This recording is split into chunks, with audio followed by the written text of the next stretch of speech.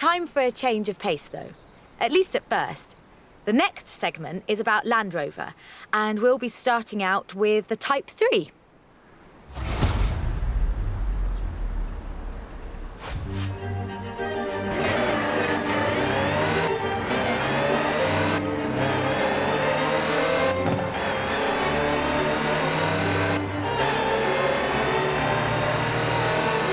Land Rover, the British sports utility vehicle.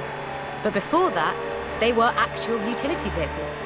Solid, tough trucks, unstoppable over almost any terrain. In 400 yards, turn left.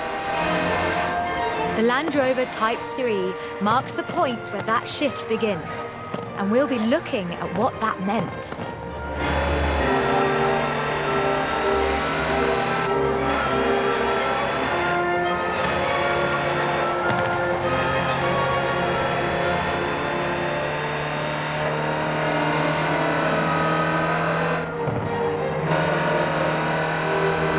Land Rovers have taken on almost every task imaginable. They've been generators, tractors and ambulances. They've brought peace and carried medicines to disaster zones. They've even been buses. Over 500,000 Series 3s were built, and over 70% of those are still on the road today. They were extensively exported and built under license abroad. Belgium, South Africa, even Australia and New Zealand. With a robust chassis and signature Land Rover engineering, the Type 3 also marked the first time that buyers could choose interior options, like seat box protectors and cubby boxes.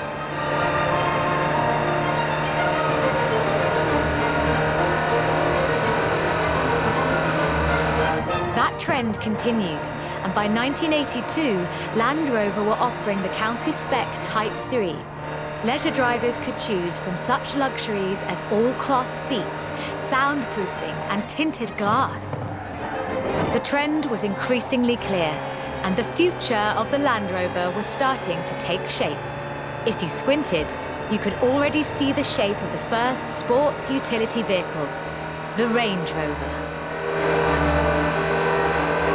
While the stock Type 3 would never be particularly fast uphill, there is almost no hill that it couldn't climb, or down for that matter, if you've put a proper winch on it.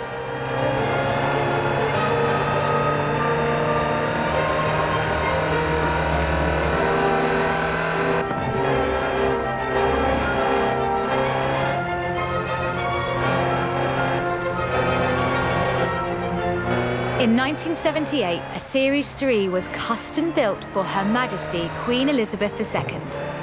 It only had 1,892 miles on the clock when it was auctioned into private hands. And it was in perfect condition. It would be. After all, she trained as a mechanic in the 1940s and will likely remain the only royal able to strip and rebuild an engine. In 100 yards, turn left.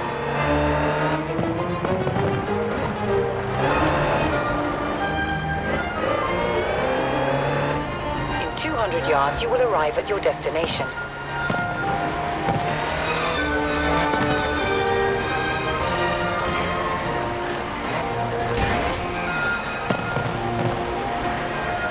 Along with the Range Rover, others would follow. Discovery, Defender, and the Freelander. Each a more sophisticated and enjoyable utility vehicle. But none of them were a replacement for the Type 3. They were a different kind of car.